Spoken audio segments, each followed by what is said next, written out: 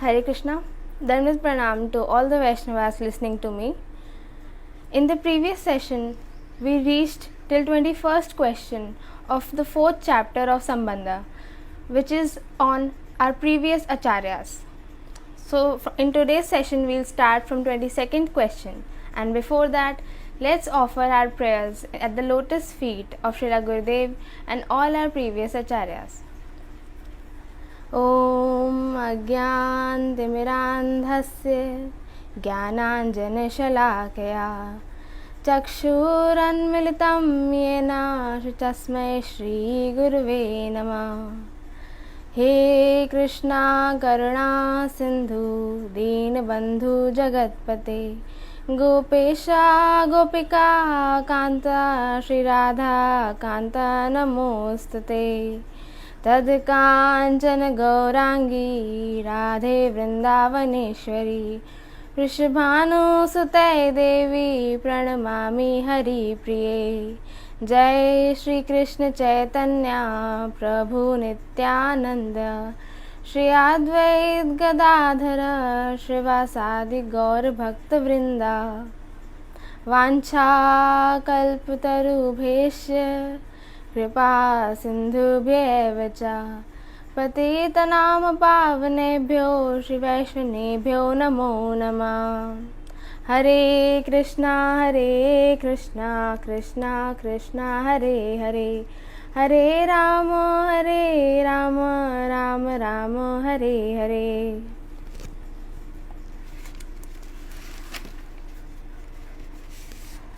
So 22nd question is, what favor did Sri Shyamananda Prabhu did for the Vaishnava world? Shyamananda was born in the Karana family on the full moon day in the month of April in a village called Dandaksvera in Odisha.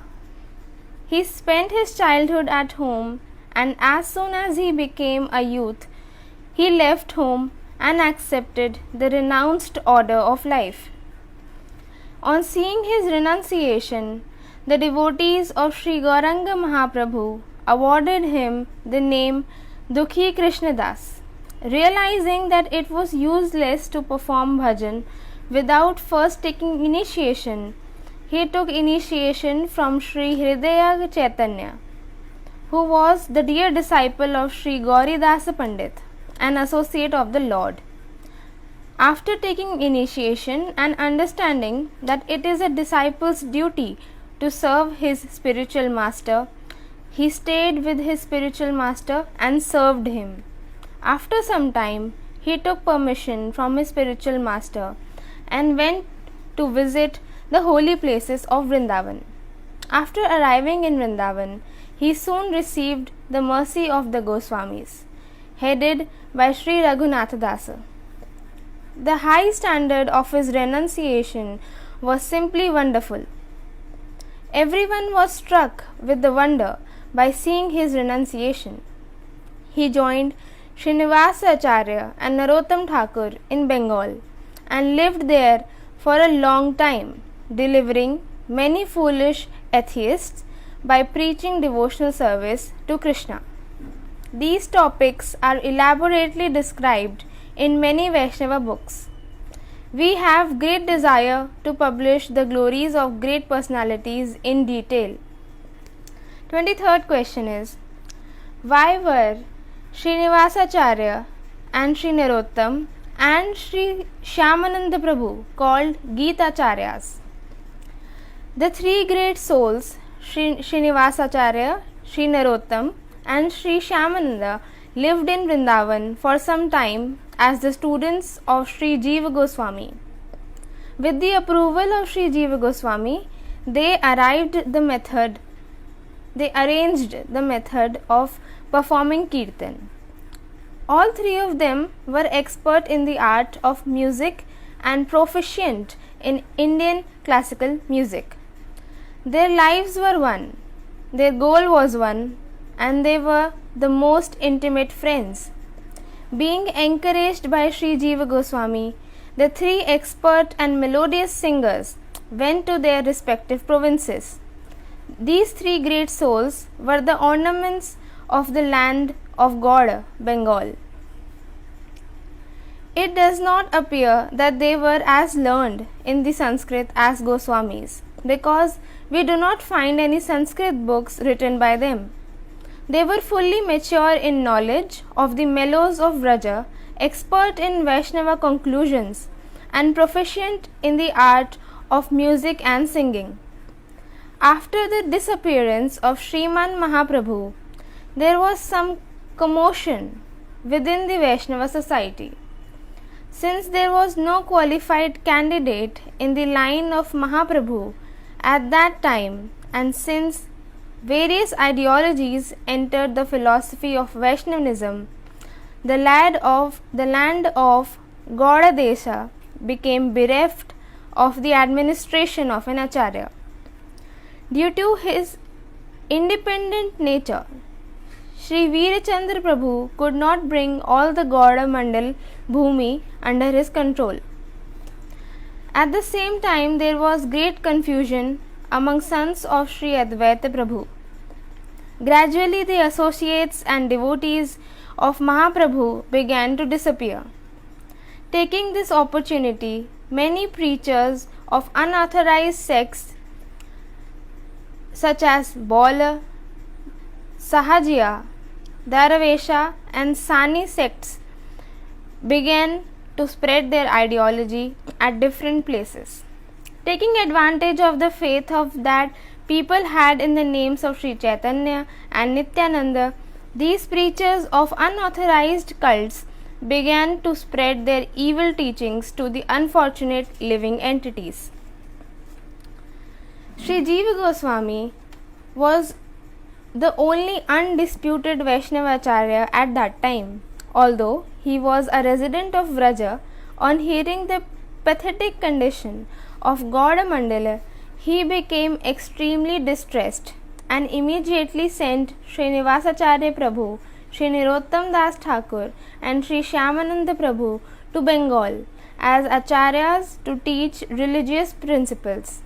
He also arranged to send many conclusive writings of the Lord's associates. By the will of Mahaprabhu, all these books were stolen on the way. Having no books with them, they began to preach the pure principles of Vaishnava religion on the strength of their own bhajana.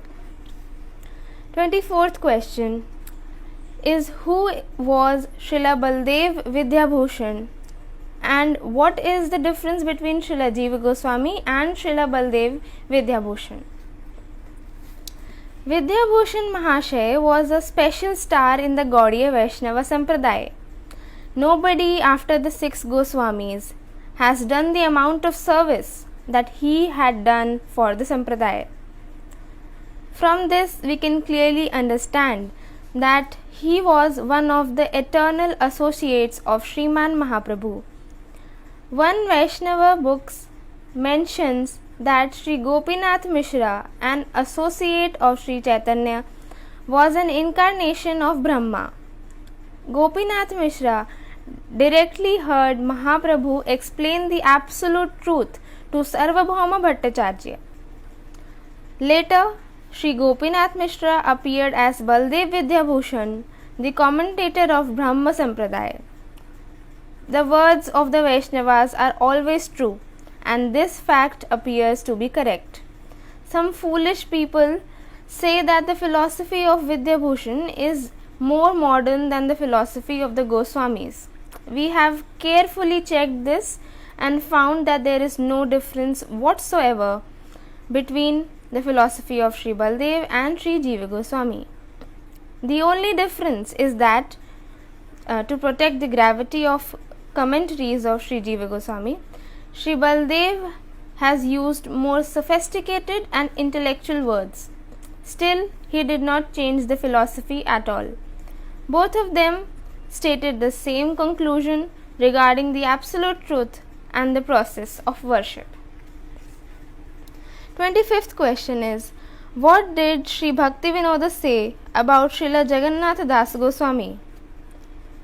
O dear devotees of Gauranga, like Sri Jagannatha Dasa, we offer our respectful obeisances at the feet and pray with folded hands that all of you may take the position of Sri Sanatan Goswami and point out the exact land of Sri Mayapur. Now all of you are our authorities and spiritual masters. Who else should we approach? 26th question is, how have the present acharyas carried out the mission of previous acharyas? The great reformers will always assert that they have come not to destroy the old law but to fulfill it. Valmiki Vyasa and Chaitanya Mahaprabhu assert the fact either directly or by their conduct. These were all the questions in the 4th chapter named Previous Acharyas. Now we move on to the next chapter. Chapter 5, Unauthorized Instructor or so-called Acharyas. First question is, what is the behavior and opinion of learned, godless instructors of fruitive activities? They will say to themselves, "O my brother, don't stay away from sense pleasures. Enjoy sense pleasures as you like, as long as others do not know of them. Why not? I do not think the world will collapse because of them. There is no God, an all-seeing God who gives to us the results of our actions. What have you to fear? Just be a little careful, so no one will know. If they learn of it, then you will lose your good reputation, and perhaps the government or bad people will make trouble for you. If that happens, neither you nor others will be happy. Know for certain that if the hearts of preachers of atheistic morality were examined, these thoughts would be found." Second question is it proper for a bona fide spiritual master to give Harinam or mantra initiation to a faithless person? One who gives Harinam to a faithless person with the desire to receive some dakshina is a seller or trader of Harinam. By exchanging an invaluable jewel for an insignificant object, a person falls down from the spiritual life of worshipping Hari.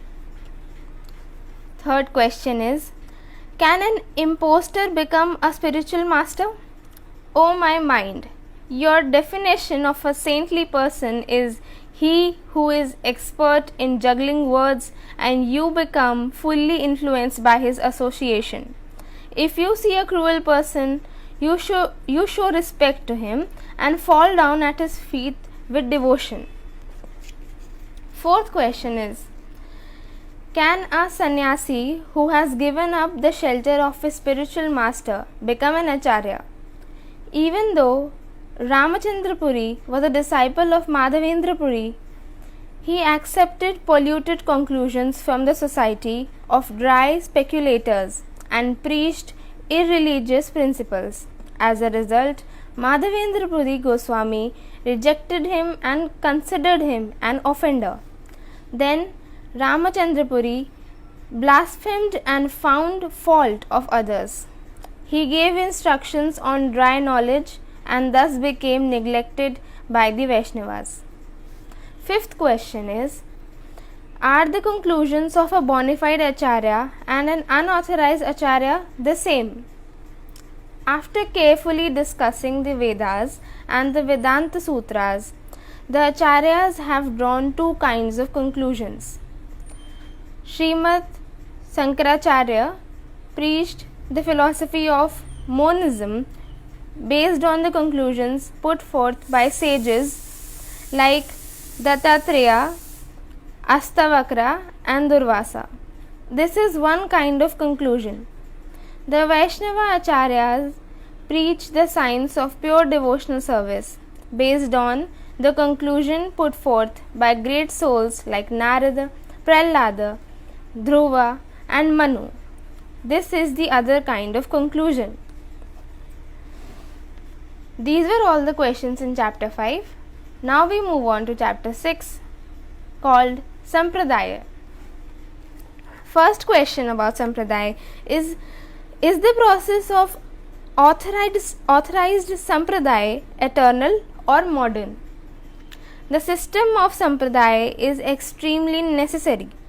Therefore, the system of authorized Sampradaya has been coming down from time immemorial among saintly persons. Second question is, who accepts pure religious principles? Only those who have received pure spiritual knowledge of the Vedas, coming from the Brahma through disciplic succession, accept the path of pure religious principles. Others become servants of atheistic philosophy due to difference in opinion. Third question is, what is the disciplic succession of the servants of Sri Chaitanya who are their enemies? Sri Brahma Sampradaya is the disciplic succession of the servants of Sri Chaitanya. Sri Kavi Karnapura Goswami has written the gradual order of this disciplic succession in his book Gaur Ganodesa Dipika. Sri Baldeva Vidyabhushan, who wrote a commentary on Vedanta Sutra, also accepted the disciplic succession. Those who do not accept this line of disciplic succession are the main enemies of the servants of Sri Krishna Chaitanya. Fourth question is, who are Kali's spies? Those who accept the disciplic succession of Sri Krishna Chaitanya but secretly do not follow the rules and regulations laid down by the disciplic successions are the spies of Kali. Fifth question is, in the future, which authorized Sampradaya will exist? Within a short time, there will be only one Sampradaya left, and that is the Sri Brahma Sampradaya. All other Sampradayas will be merged into it. Sixth question is, why are there differences of opinion in the philosophy of Vaishnava Sampradayas? Vaishnavas from all the Sampradayas have one philosophy.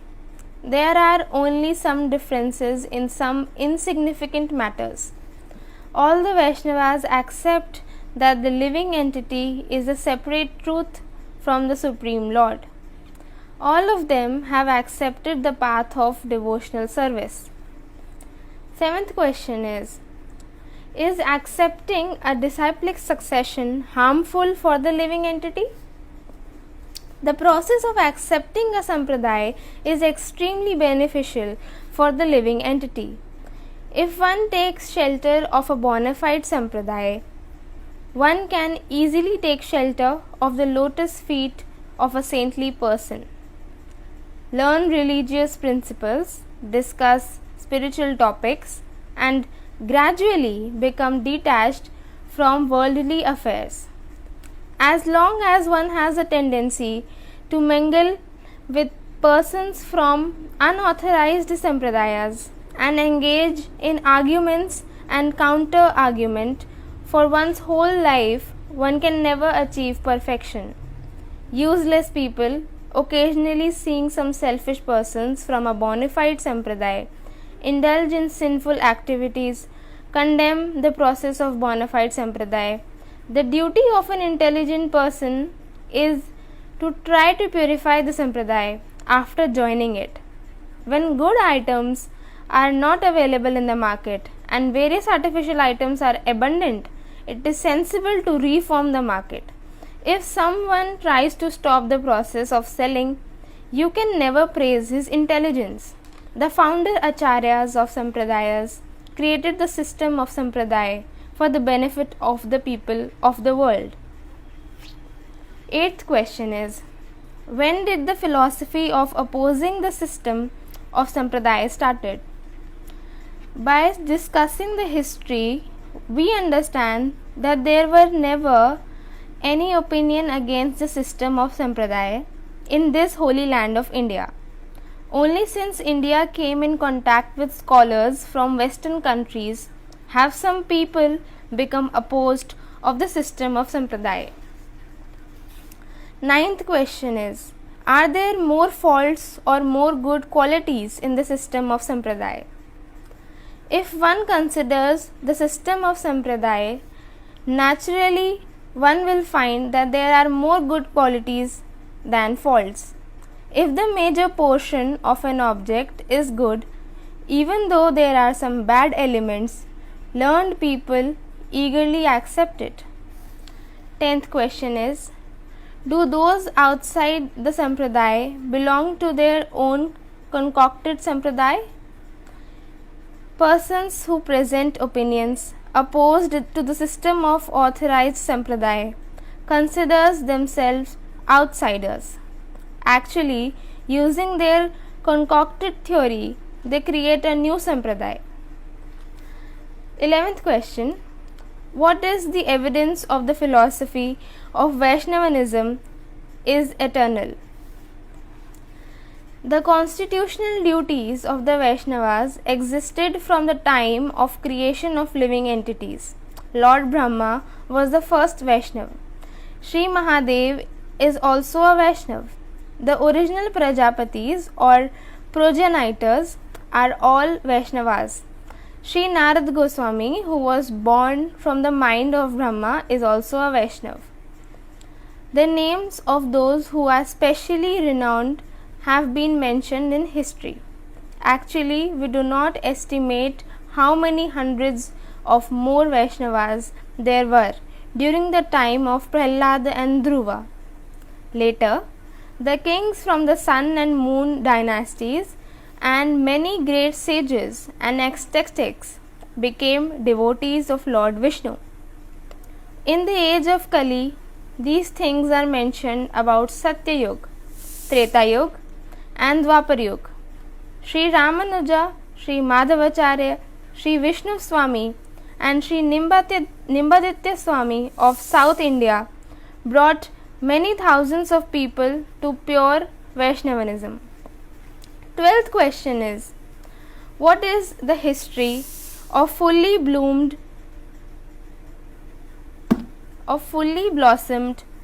Vaishnava religion? The Vaishnava religion is just like a lotus flower. It gradually blossomed with the help of time. At first, it was in the form of a bud. Later, it blossomed a little and ultimately it became a fully blossomed flower.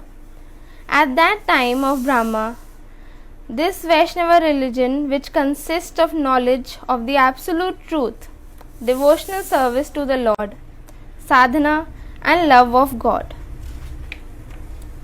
manifested in the hearts of living entities in the form of seeds. During the period of Prahlada, these seeds appeared as buds. Gradually, during the time of Badarani Rasi or Vyasadeva, these buds began to blossom, and during the time of Acharyas of Vaishnava religion, they became flowers. When Sriman Mahaprabhu appeared, these flowers of love of God became fully blossomed and began to spread wonderful fragrance to the people of the world. Sriman Mahaprabhu has revealed to the people that chanting the holy names of the Lord with love is the most confidential goal of Vaishnava religion. 13th question is, how has the knowledge of the absolute truth gradually become clear and mature? Spiritual science gradually evolved from ancient times and became simpler, clearer, and more condensed. The more the impurities arising from time and place are removed, the more the beauty of spiritual science shines brightly before us. This spiritual science took birth in the land of Kusagrasa on the banks of Saraswati river in Brahmavart. As it is gradually gained strength, This spiritual science spent its childhood in the abode of Badarikasrama, which is covered with snow. It is called Badarika Ashram, which is covered with snow. It spent its boyhood in Naimisarayana on the banks of Gomati river and its youth on the beautiful banks of Kaveri river in the province of Dravida. This spiritual science attained maturity in Navadvipa and the banks of the Ganges, which purified the universe. 14th question is, how are the authorized sampradayas established? The flower of devotion in the hearts of devotees became unsteady as it floated in the current of Shankaracharya's arguments. Based on the strength of Shankaracharya's philosophy, Ramanujacharya, by the mercy of the Lord, wrote a commentary on Vedanta that differed from Shariraka Bhasya. Thus, the strength and prosperity of Vaishnavism again increased. Within a short time, Vishnu Swami, Nimbarka, and Madhavacharya all introduced slight variations in the Vaishnava principles by presenting their own commentaries on Vedanta. They followed in the footsteps of Shankaracharya. They all wrote commentaries on the Bhagavad Gita, Vishnu Sahasranama, and the Upanishads. At that time, people thought that in order to establish a sampradaya, one have commentaries on the 4 above mentioned works. From these 4 Vaishnavas, the 4 Vaishnava sampradayas, such as the Sri Sampradaya, were introduced. 15th question is, where does spiritual science reach its peak? By studying the history of the world, it is found that spiritual science reached its peak in Navadvipa. The supreme absolute truth is the only object of love for the living entities. Unless one worships him with attachment, the living entity can never attain him. Even if a person gives up all affection for this world and thinks of the Supreme Lord, still the Lord is not easily achieved. This concludes the 6th chapter. Now we move on to the 7th chapter, called Unauthorized Sampradayas. First question is, which philosophies and beliefs from foreign countries are equal to Indian philosophy, that is opposed to the Vedas? People in our country accept subordination to the Vedas and Vedanta Sutra, which are the source of perfect spiritual knowledge. Even so, various philosophies such as that of Charvaka and Buddha, and various writings such as Shankhya, Patanjala and Vaseski, which oppose the philosophy of the Vedas, have come about. Various isms such as materialism, positivism, secularism, pessimism, skepticism, pantheism, and atheism have been preached in countries like China, Greece, Iraq, France, England, Germany, and Italy. A few philosophies have been invented by establishing God with the help of arguments. A philosophy that one should faithfully worship God, which has also been preached in many places in the world. In some places, this philosophy is accepted only as a faith. In some other countries, it is preached as the God-given religion. Wherever it is accepted only as a faith, it has been known as theism. and wherever it is accepted as a God-given religion, it has been accepted as Christianity and Mohammedanism. Second question is, which religions are called irreligion, cheating religion, reflection of religion, or non-religion? Religion in which various anarthas such as atheism, skepticism, materialism, and impersonalism are present, the devotees do not accept as the religion. In fact, such religions are to be accepted as irreligion, cheating religion, reflection of religion, or non-religion. Third question is, what is the religious principle of the materialist? Religious principles that are propagated by the materialists are baseless and fallible like a house.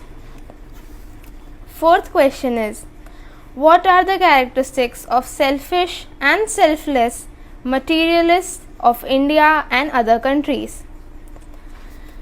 The philosophy of attaining material pleasures is of two kinds. The philosophy of selfish material pleasures, Swarth Jadananda Vadi, and the philosophy of unselfish material pleasures, Ninswartha Jadananda Vadi. Those who follow the philosophy of selfish material pleasures think neither God nor soul nor afterlife nor karmic reactions exist, therefore concerned only for the results visible in this world. Let us spend our time in sense pleasures. We don't need to waste our time performing useless religious activities. Because of bad association and sinful deeds, these atheistic philosophy has created in human society from ancient times. However, this philosophy has never become prominent among faithful, respectable people. Still, in different countries, some people have taken shelter of this idea and even written books propounding it. In India, the Brahmana Charvaka; in China, the atheist Yakchu; in Greece, the atheist Leucippus; in Central Asia, Sardanapalus; in Rome, Rucratus; and in many others in many countries, all wrote books propounding these ideas. Von Holbach says that one should perform philanthropic deeds to increase one's personal happiness. By working to make others happy, one increases one's own happiness, and that is good. Trying to persuade the people in general, authors of modern books propounding the philosophy of material pleasure often talk about unselfish material pleasure or doing good materially for others. In India, atheism existed even in ancient days. With great erudition, one philosopher wrote a great distortion of the Vedic teachings, a distortion called Mimamsa Sutra, beginning the words Kodana Laksano Dharma, replaces God with an abstract origin before which nothing existed, Apurva. In Greece, a philosopher named Democritus preached this philosophy also. He said that matter and void exist eternally. When these two meet, there is creation, and when they are separated, there is destruction. Material elements are different only because their atoms are of different sizes. Otherwise, the elements are not different. Knowledge is a sensation that comes when something within touches something without. His philosophy holds that all existence is composed of atoms. In our country also, Kannada in his Vaisesiki philosophy taught that the material elements are composed of eternal atoms. However, Vaisesiki philosophy is different from Democritus atomic theory, for the Vaisakhi philosophy accepts the eternal existence of both God and soul. In Greece, Plato and Aristotle refused to accept an eternal God as the only creator of the material world. Kannada's errors are also seen in their views. Gassendi accepted the existence of atoms but concluded that God created the atoms. In France, Diderot and Lamettrie preached the theory of unselfish material pleasure. The theory of unselfish material pleasure reached its high point in France's philosopher Comte, who was born in 1795 and died in 1857. His impure philosophy is called positivism. It is